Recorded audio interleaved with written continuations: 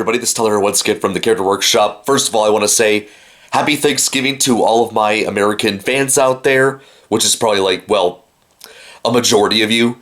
So, there's that. But of course, more importantly, why is my bedroom all blue all of a sudden? Well, over the weekend, my room has kind of gotten a huge overhaul. I have a new set of lights up in my room right now, which I can control from my phone, which is really cool. Because my old lights, weren't really that great, obviously, especially since the thing that it was connected to was very loose, so obviously I couldn't use the fan or else it would fall.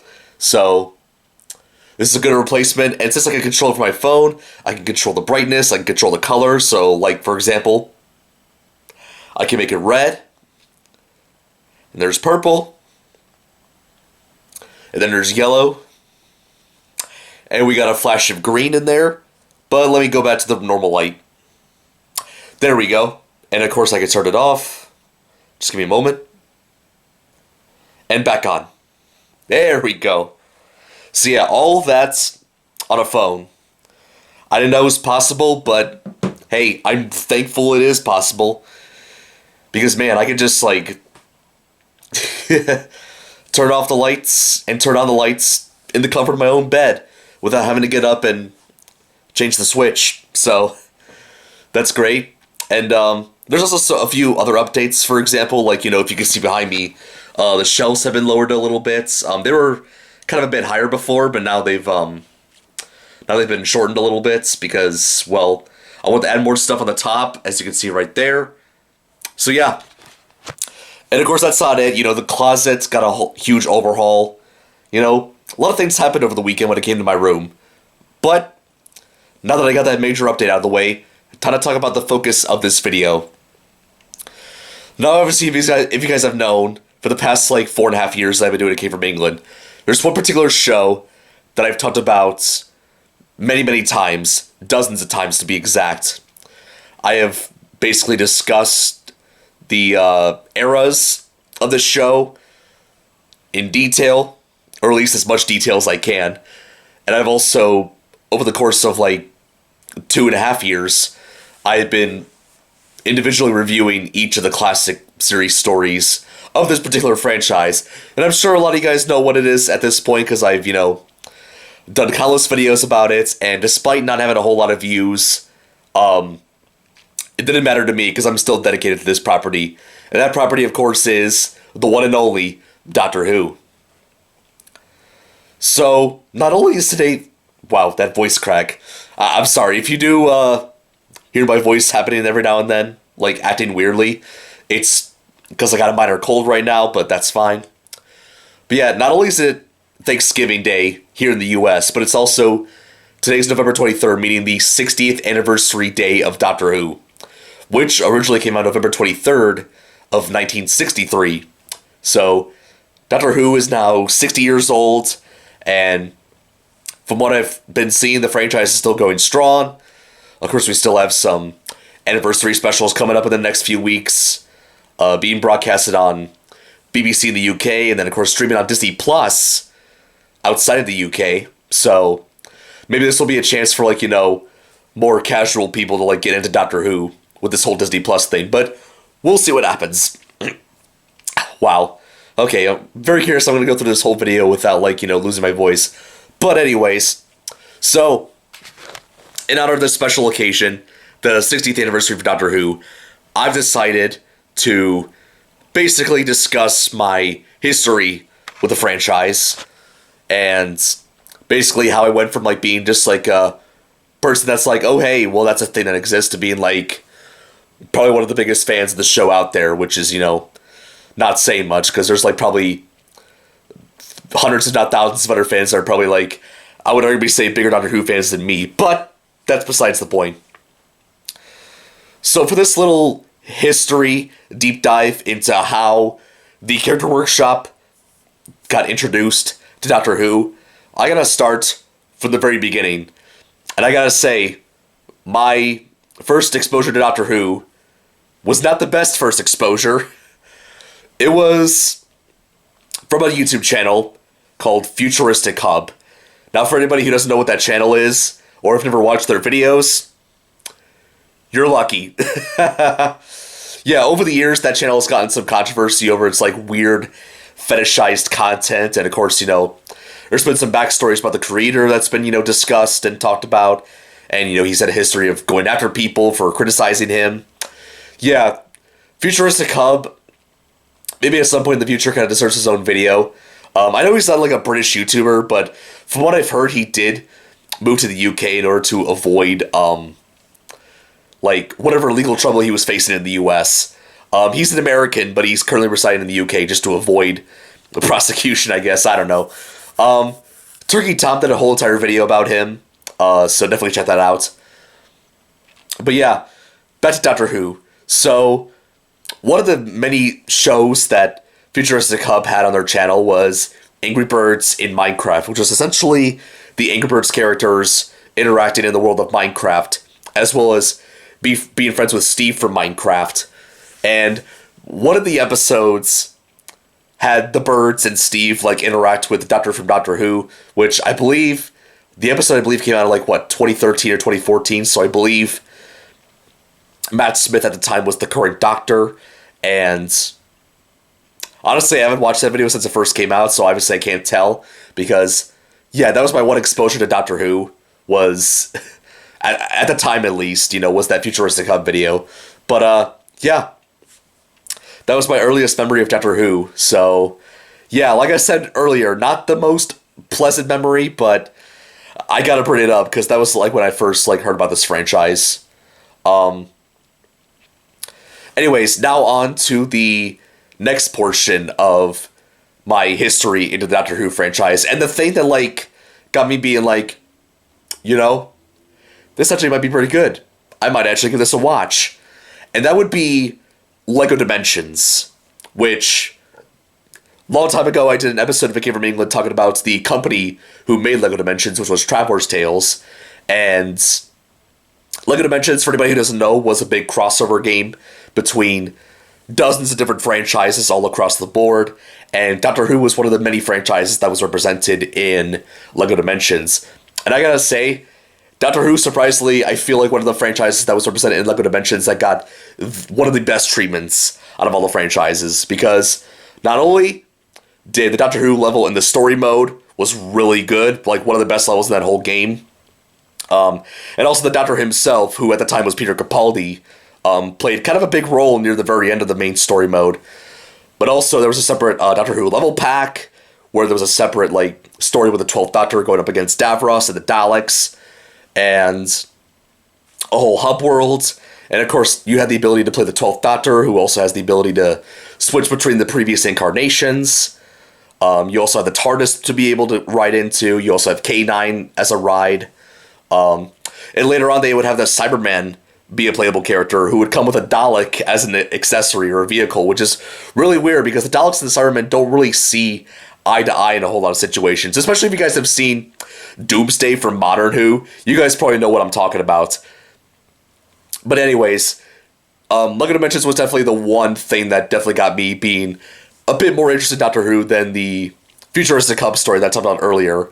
And I was browsing around Netflix in early 2016, and I noticed they actually had Doctor Who on Netflix at the time. And I'm like, hey, Doctor Who is pretty cool in the world of LEGO Dimensions. Might as well watch the actual show itself. So I went to the classic series because, I wanted to see, how the show kind of started. Now, the weird thing about Netflix and Doctor Who is that they don't really have, like, the entirety of Classic Who, obviously because a lot of the earlier stuff is missing. So they just have, like, select episodes and stories from, like, each classic Doctor. So, and that was when I got to William Hartnell, the first Doctor, my first story with him, which was The Aztecs. And I heavily enjoyed it. It was really nice. And then afterwards, that same day, I watched the one second Doctor story, Patrick Troughton story that's available on Netflix, which was The Mind Robber. And I loved The Mind Robber. When I first watched it, it was really interesting. And I did see part 1 of Spearhead from Space with the third Doctor played by John Pertwee. And the next day, I was planning on watching parts 2, 3, and 4 just to finish the story. But then something happened. The next day, when I logged into Netflix to, like, try to watch the rest of Spirit from Space. Guess what happened? Netflix got rid of Doctor Who on there. And for almost 3 years, I didn't watch the show again. And you see, for all you guys who love streaming and, are so, like, I don't know what the word is, like, so dependent on it. It's like, oh, I have to watch my thing on streaming. Streaming is the way to go. Imagine if what happened to me happened with, like, this Stranger Things, or with, hell, a lot of the stuff that got removed by HBO Max thanks to the whole Warner Bros. Discovery merger and David Zaslav and that whole rabbit hole. And, yeah, nowadays physical media is more important, so yeah, definitely get yourself some physical media, make sure to have some of your stuff available to watch, all the time, because streaming services can get rid of those shows with a snap, like, Thanos from the Avengers. Anyways, so yeah, I was pretty pissed about that. I don't know why, but I didn't bother, like, try to find some alternatives to watch Doctor Who at the time, which is weird because I had a PS4 at the time, so I had a device to, like, watch DVDs and Blu-rays on. I could have just, like, went the physical media route there, but I think at the time I was kind of in that mindset where, like, oh, hey, streaming was the way to go, but of course nowadays, my opinions on that is 180. I'm now a more physical media kind of guy when it comes to that. But yeah, Netflix getting rid of Doctor Who was quite a heartbreak. And then, of course, it wouldn't be until, like, late 2018 where I would do, like, a second attempt at watching Doctor Who. And, I was a bit more successful. It wasn't on Netflix this time. It was, so, at the time, my family had a Fire Stick from Amazon, and it had, like, this, like, weird third-party app that, like, had, access to, like, a lot of, like, shows and movies. It's just kind of weird, but anyways, so I was able to watch, like, a majority of the Hartnell and Troughton eras through that service. Of course, minus the episodes that, like, are missing or don't have animations, of course. So, yeah, I managed to, like, watch all 17 of Hartnell's surviving stories and all 7 of Troughton's surviving stories, and I enjoyed them. I really liked them. And then I saw, what was it, like, the first season of Jon Pertwee, and then the first 2 stories of his second season, which were the Terror of the Autons and the Mind of Evil. And then for some reason I went on a Doctor Who hiatus for, like, almost a year again for some reason, even though I just, like, came back to it after a almost 3-year hiatus. So that's pretty weird in my opinion. But yeah, for whatever reason I wouldn't go back to it until, like, late 2019. And by then, I kind of stopped using that, like, very shady thing that we had on the Fire Stick that, I previously watched it on, because, it's not always reliable, basically. Like, there have been times where I try to watch, like, a Classic Who episode on that service, but it would get confused with Modern Who, for an example. So, yeah, that part always bothered me. So, yeah, I'm kind of done with that. And pretty much throughout, like, late 2019, early 2020, I ended up, like, finishing the Jon Pertwee era in its entirety. I saw all 24 stories, and I watched a majority of those episodes through Daily Motion, who is a website that surprisingly had a lot of full Doctor Who episodes available to watch. So, of course, some of them did have, like, French subtitles in there, so that was a bit bothersome, but, I didn't have DVDs or Blu-rays of those stories at the time, so I had no other choice. And speaking of DVDs and Blu-rays, this is around the time where I started actually collecting physical media Doctor Who. Like, a lot of my earliest DVDs and Blu-rays from Doctor Who kind of came from this, like, late 2019 era when I came back into the show. And I would say in late 2019, that's when I kind of started, like, get back into Doctor Who, like, full time. And I've kind of been that since then, 4 years later. I'm still, big fan of the show and anything associated with it. So, yeah, in terms of the DVDs, I mostly just got, like, whatever I was able to find at Barnes and Noble, which, at the time, and I think even still to this day, is one of the few, like, major retailers that still, like, carries Doctor Who DVDs and Blu-rays. So, I went with them, and then, what else? That was kind of about it. I think I also got a few stuff from FYE because they had some of the Classic Who Blu-rays that had been coming out around that time. This was like when the collection box sets were kind of in their early prime, and yeah, I got all the ones that were released at the time. Even though there's like doctors that I had like yet to watch at the time, like Tom Baker, Peter Davison, Colin Baker, etc. But yeah. But of course, moving out of Classic Who for a bit, we're going to be going into Modern Who. So I made this decision to, like, briefly, like, jump away from Classic Who and, get started on Modern Who. Because, like, I'll be honest, I'm like, this is probably going to take me forever to, like, try to watch all of Classic Who. So might as well start on the Modern show while I'm at it. Because, the Modern show is obviously, available in its entirety and, a lot more accessible than the Classic series is. So I got started with that. I saw Series 1 in its entirety with Christopher Eccleston, and I gotta say, really awesome. And, my opinions on it still hold very well. For anybody who didn't see my Christopher Eccleston video I did back in August, I loved it. It was a great start of the Modern series, and honestly, I'm glad I watched it when I did because, well, I don't know. And then, I believe around that time I started watching a little bit of David Tennant.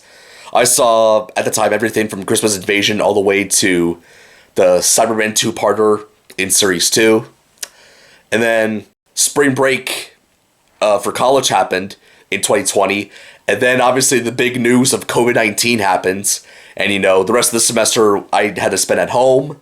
And this is also around the time I started watching... I started going back to Classic Who to watch Tom Baker, the Fourth Doctor, who, of course, I've always heard stories prior to this, like, oh, he's the best Doctor of all time, and, I was going to be in the mindset, like, okay, he's probably not going to be as good as some people say he is, but I ended up being wrong. I ended up actually liking him as much as probably a majority of the fans do, and especially his first 3 seasons, like, those are pretty, like, banger seasons from his era, and people arguably say it's, like, the best, like, era of all of Doctor Who was Tom Baker's first 3 seasons.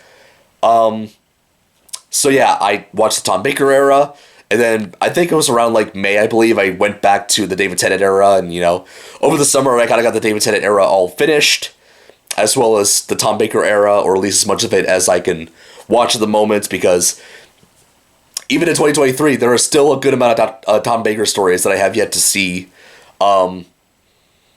But that's another story.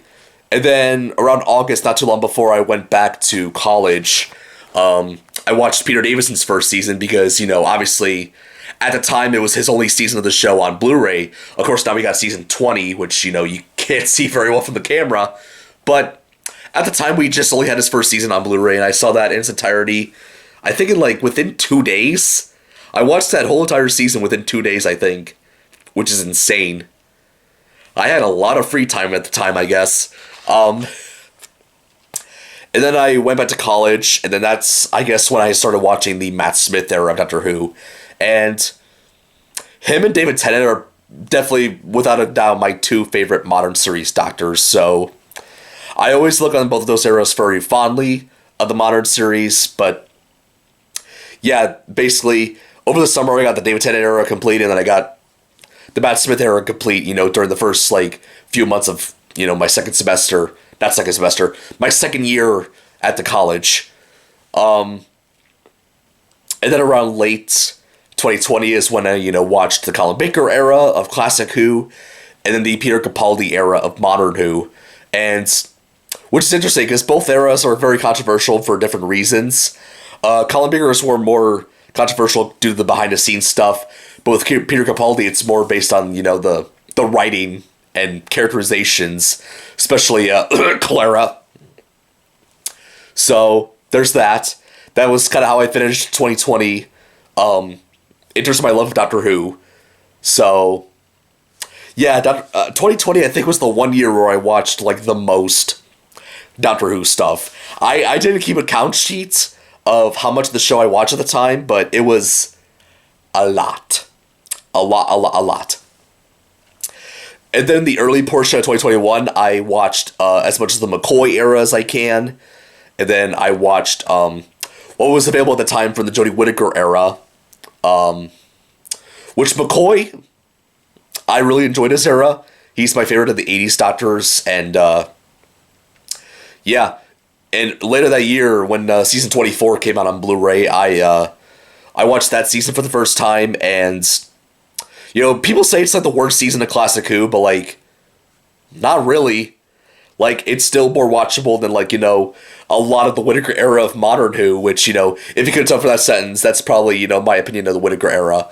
It just, a big mess all around. Not because of the acting or the cinematography or anything, or the music, which are probably, like, some of the best things about it, but, like, it's more so the writing, and I guess just the characterization of the Doctor, because, you know, the way they wrote Whittaker's Doctor, in my opinion, they didn't, like, make her feel like the Doctor, you know, should, you know? Especially that more infamous example from the Can You Hear Me episode, where she, kind of, like, scrubbed off, you know, Graham's, you know, worries about, like, getting cancer again. She's like, yeah, I don't want you to talk about it, I'm sorry. So, yeah. Also, trying to think.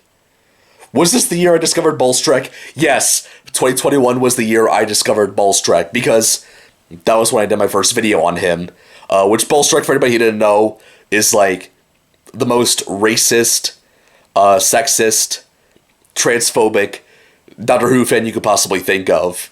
If you haven't seen my previous commentary videos on him, I would definitely recommend watching those, as well as the many commentary videos that Mr. TARDIS has done on Bowlestrek. Which, by the way, Mr. TARDIS was the one YouTuber that kind of got me introduced to Bowlestrek.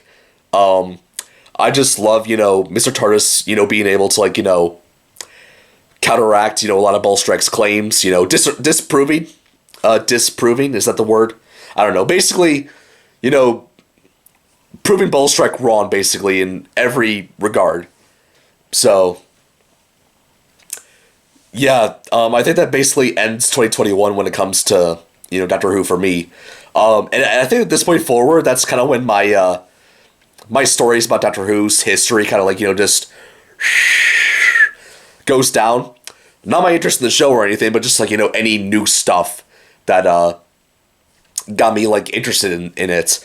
Obviously, besides, you know, the collection box sets that I've been, you know, buying within the past, like, you know, while, and whatever else merchandise-wise is Doctor Who related, like, obviously with some of the missing stories, they've animated them with the existing audio, so I've been getting a lot of those in physical media as much as I can. And of course, I'm really excited for the 60th anniversary specials coming up on Disney Plus outside the UK. So, all in all, after that really long rambling and my voice being like, oh, please stop, I think that's about it for my history of Doctor Who. Now, depending on how much footage I've recorded for this, I may do something extra for this special, because obviously I feel like my whole rambling will probably not be long enough for this special. So, if it's less than, like, 46 minutes of raw footage, then, you know, I may do something extra for this special, just to, you know, make it reach the special, like, requirement, in my opinion. Alright, everybody, so I finally figured out something that I can do for, well, the next portion of this special.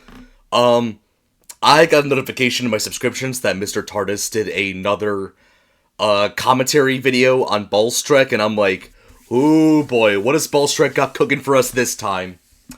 And yeah, he has made 2 videos since, you know, the last time I've talked about him, which was, you know, back, I think, in May of this year, with this current disaster state of Doctor Who video that he did. Of the 2 new videos he made, he did make another new Doctor Who video saying, Doctor Who showrunner goes after the fans, which probably tells me that he's not the biggest fan of what Russell T Davies is doing, apparently.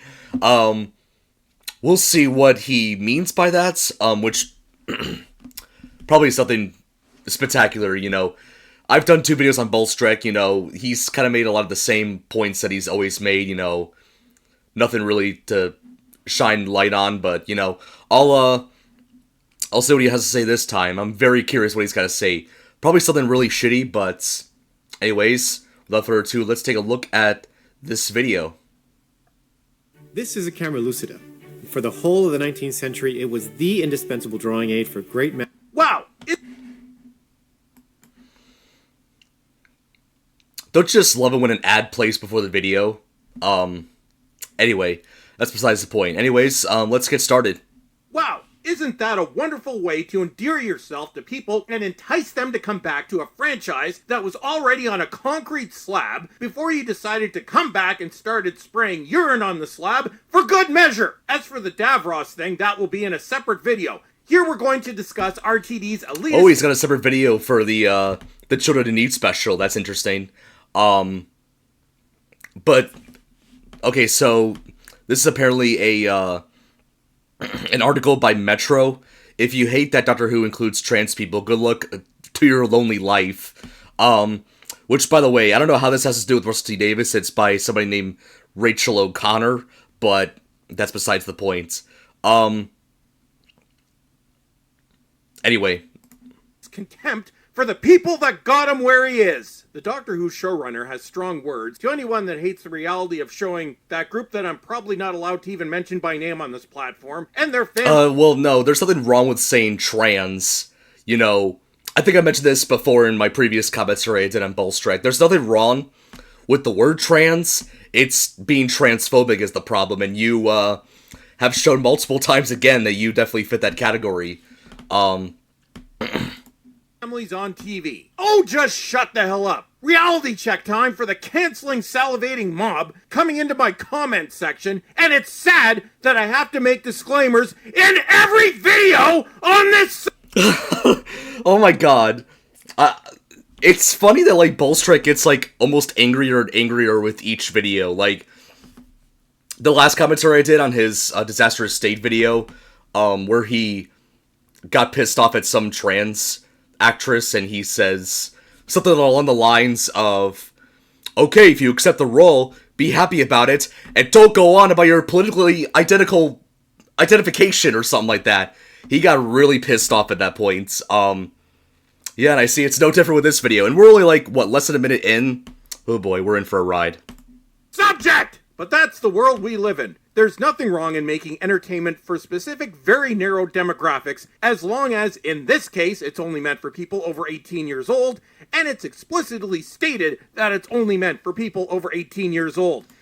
Okay, first of all, I don't understand the deal with Bowlestrek being, like, against, you know, trans representation and, like, you know, in, like, something that's, like, you know, geared towards a younger audience, like, you know, a Disney show or something from Cartoon Network, Nickelodeon, like, what's wrong with it? Like, it's not like you're gonna, like, you know, see that character, like, you know, getting into, like, you know, situations that I can't talk about, but, like, I'm assuming that's what he's trying to say. I don't know.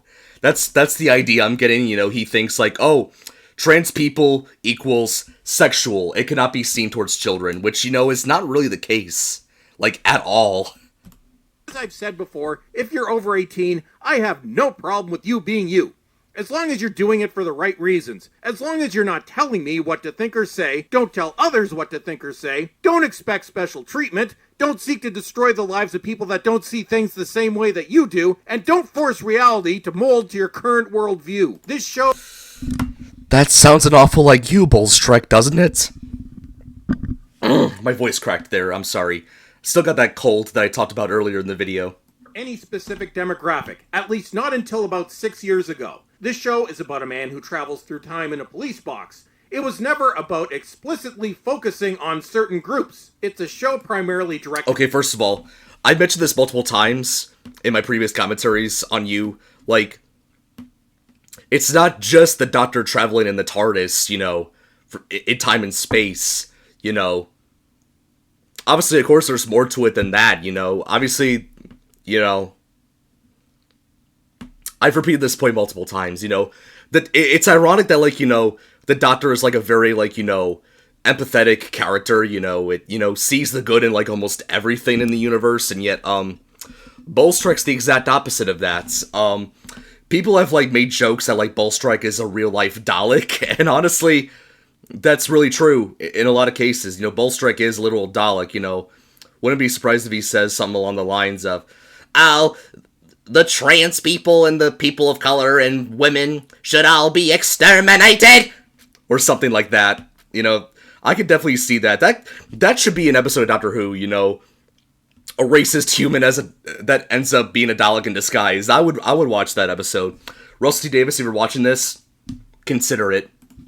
At children, and children do not need to be exposed to this. It's akin to that word that begins with a G. This is not what the fans largely now... Word that starts with G, you mean gay? I mentioned this with a trans comment, as long as they're not, doing, explicitly, dirty things, what's wrong with it, Have a gay person there, have a trans person show up there,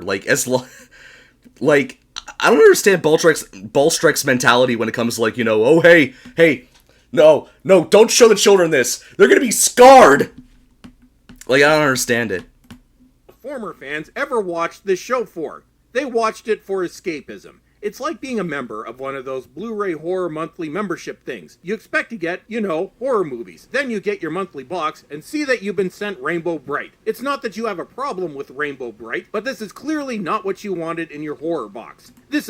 Okay, this is a very, that was a very weird analogy, I guess he was trying to make. I don't understand what that has to do with anything. I don't know.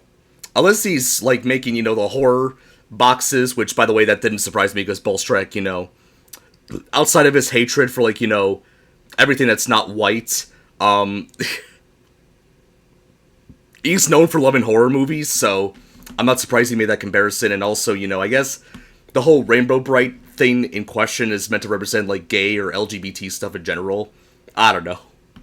This is not what you signed up for. This is not what you expected. This is not what you paid for. People did not become fans of Doctor Who, or any other old-school franchise for that matter, to be lectured to about current yearisms, in a move of pure desperation. One of the biggest examples of Doctor Who that I can think of is The Sunmakers, which, was a story basically, kind of, that Robert Holmes wrote, to, make fun of, I guess, tax people, basically. So, I mean, the fact that Doctor Who, you've made multiple points oh, Doctor Who was never meant to be this political.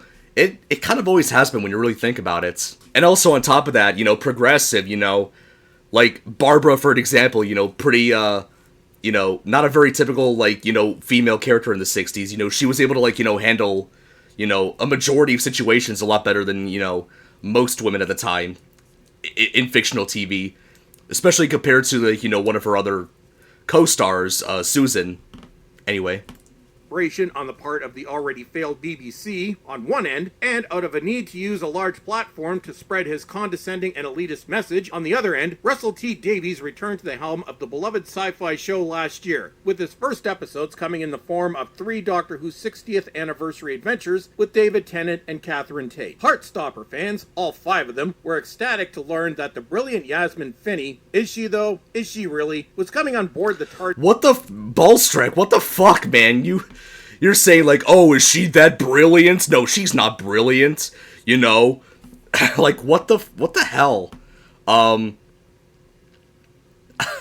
Is he saying that trans people aren't brilliant? What? Oh my god, Bowlestrek. He's taking his transphobia, to a whole nother level. Jesus Christ.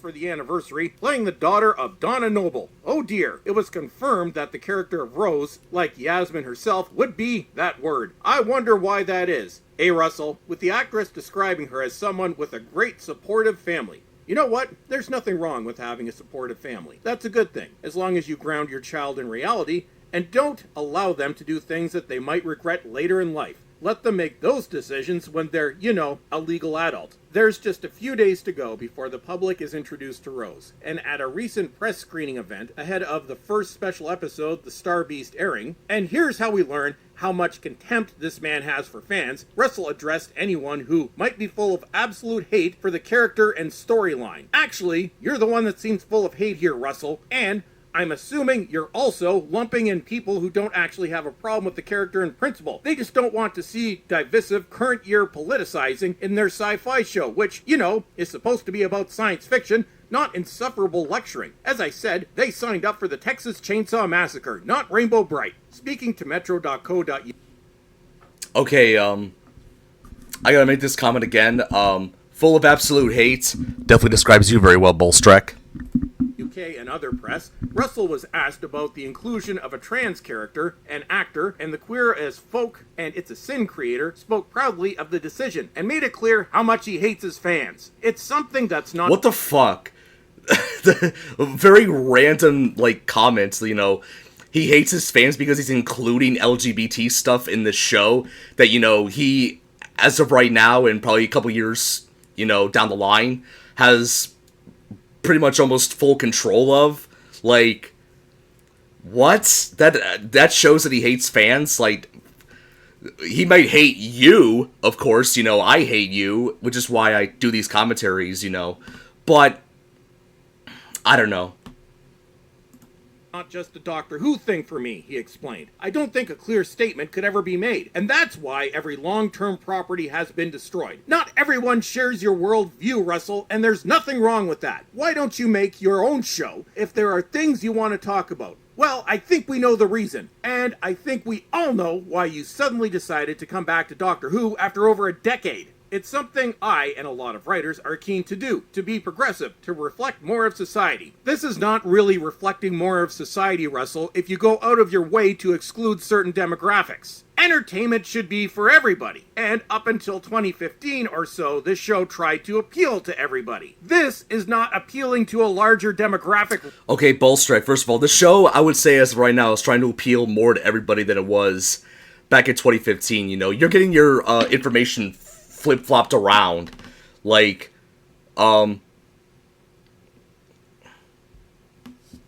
something I forgot to bring up, Mr. TARDIS mentioned in, his own commentary on your Disaster Estate video, he mentioned that the creators of the show are all, not British people, I think one of them, was, an immigrant from another European country, and I think was also, a closet, gay person, I guess. And, also, another one of the, co-creators of Doctor Who was Canadian, so the show has always been very inclusive, and more accepting, and, it just keeps going on, I don't know what Bowlestrek thinks is, I don't know. Russell, not everybody has the same idea of progressive, but your egocentric fathead can't see that. You think you're better than everyone else, and this... Oh, he's gonna get into another scream rant. I already know it. Anyways, when he called Russell fathead, I'm honestly very surprised he hasn't, given Russell, a childish nickname like he did with, Chris Chibnall being Chibs the Idiot, or, Jodie Whittaker being Dr. Nasty.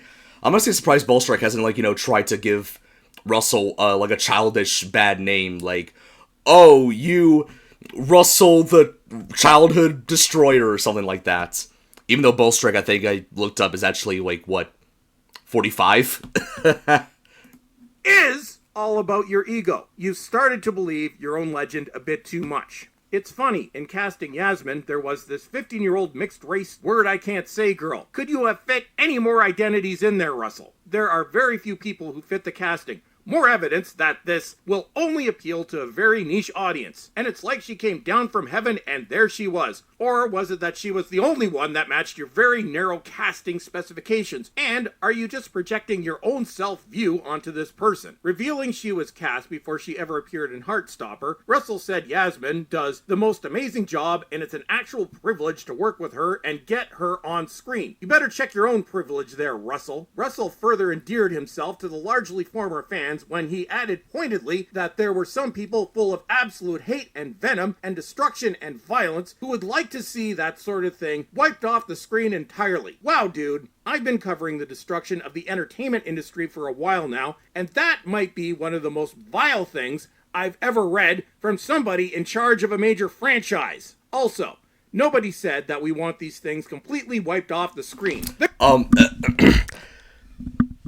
Never mind, I'm not gonna do the full mic thing, but if we go back earlier in the video where he said that, you know, the idea of like LGBT people should not be seen in like family-friendly shows or just shows in general for a younger demographic, you know, it's kind of Bowlestrek, you're being a bit hypocritical with your statement, I'm just saying.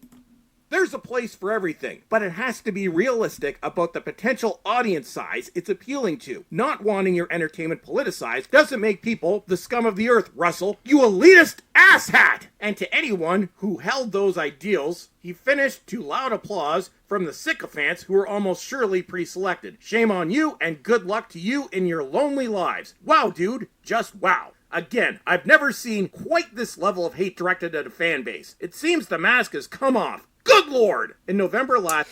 Yeah, your mask has definitely come off quite, you know, a long time ago, Bowlestrek. Anyway. Last year, Yasmin proudly declared her role in Doctor Who would change the world, because it seems Russell isn't the only one with an out-of-control ego. She said she was happy to be the representation on a show that means a lot to so many. Dear God, the narcissism on display here is unreal. I felt so honored to be seen by Russell, revealing to British Vogue she grew up idolizing the series. Did she though, or did she just decide she did after the fact? Doctor Who casting director Andy Pryor said last year that there would be plenty of inclusivity in the upcoming series, and as few nasty straight white dudes as possible, unless they need a Trump-esque villain, saying he likes to cast as inclusively as possible. It's more interesting. Yes, narrowing your casting choices to adhere to ESG scores rather than talent and suitability for the role is sure to end well. I mean, it's already worked out so well in the past. He added to Cult Box, if you can't cast diversely on Doctor Who, what show can you do it on? Well, you ain't making it on your own show, so who knows? It goes everywhere on this planet and others, and you don't want to see the same kind of people all the time. Maybe you should give up your role as showrunner, Russell, you know, to make it more diverse. Oh wait, what a moron I am. It's never elitists like you that have to make the sacrifices. Other people have to make the sacrifices so you can feel better about yourself and so far above everyone else that it leads to excessive figurative self-wankery. You don't want it to be exclusively middle-class white people speaking with PR accents. Of course, Russell, because you hate those dirty regular people, and how dare they not bow at your feet? So right now we're casting more diversely in terms of ethnicity.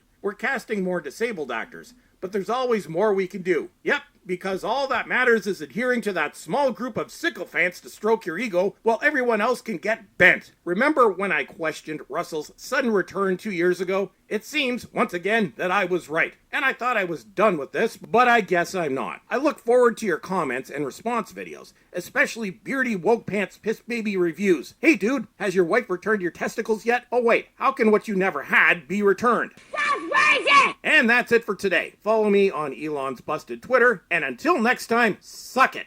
Alright, so that was Bowlestrek's video on showrunner going after the Doctor Who fans or whatever. Man, like, he's definitely hasn't changed for one thing, and, you know, definitely shows that, you know, he's, it just shows, you know, he's worse than before, you know, he's, you know, now specifically going after, like, you know, trans people, especially, the actress is gonna be playing Rose Noble in the, 60th specials. I don't think I have much else to say. Yeah, that video was quite, yeah, of course, not surprisingly, I don't see very many negative comments on here. I'll bet you anything he probably, like, deletes, like, any, like, comments criticizing him, I guess. Which I guess probably shows that, like, he's not joking, he's being serious with his comments and stuff. Yeah, Bowlestrek, you go suck a big one, how about that? And I love how he, like, you know, tried to, like, you know, make fun of, like, you know, people criticizing him, like, particularly Mr. TARDIS, because he did say, like, you know, neckbeard, something about losing testicles. I have no idea. Man, Bowlestrek, just fuck off, like, permanently. It's apparent that nobody wants to see you again. Just do the world a favor and delete your channel. Just be off social media entirely. You're 45 years old. You've lived more than half of your life without the internet. You could survive. You could survive, boomer. Anyways, that's my commentary on Bowlestrek's newest Doctor Who video. He said he's planning on doing a video about the Children in Need special. We'll see if that ends up being true. But yeah, since I'm doing this, like, 60th anniversary special for A Came from England, I thought it'd be a perfect time for me to react to his most recent video, and, same results as usually. Bowlstrek. That's all I gotta say. Anyways, I'm gonna see how long this recording session lasts, and then I'll see if I have any more time to do anything else for this special. Well, everybody, since I looked at both the footage that I did for my history with Doctor Who as well as my Bowlstrek commentary, I'm thinking that's definitely, about enough time to consider it to be a special. So basically, it's kind of like 2 We Came from England episodes smushed together, basically. Although I probably could have went the easy route and just have 2 separate episodes of It Came from England just uploaded today, and I'll have less episodes to worry about making later to end season 8 with. But I decided to go with the special route because, well, wanted to do something like this, for a while, with it being the 60th anniversary of one of my favorite sci-fi shows of all time. I felt like, why not? So, yeah, hopefully you guys enjoyed this very lengthy It Came from England special. Hopefully you guys made it through the end. I know it was quite a lot to get through, and I'm actually thinking about leaving timestamps in the description below for you guys to watch particular sections of the special, like, my history section or the Bowlstrek commentary. So I'll probably add those down below as an option. If you guys want to watch the segments separately, I guess. I don't know. But if you made it through the whole entire 40 plus minutes of this, then you have my my respect and my gratitude, I guess. Having the courage to make it through over 40 plus minutes of me talking about a sci-fi show about a man in a police box. But yeah, I don't think I have much else to say. Thank you for watching. And if you liked this video, as usual, feel free to give it a like and subscribe to the channel if you want to see more episodes of It Came from England, or specials in this case, and of course all my Mediocre Push content in general. And as usual, turn on that notification bell so you can get notified each time I upload a new episode of It Came from England or any of my other shows. Leave a comment down below, let me know what you think. That's about it. This is Tyler from the Character Workshop, signing out. Once again, to all my US fans, happy Thanksgiving, and to everybody else, especially those in the Doctor Who fandom, happy Doctor Who 60th Anniversary Day. And yeah, since I'm still down with a bit of a cold, gonna take some more cough drops, so see ya.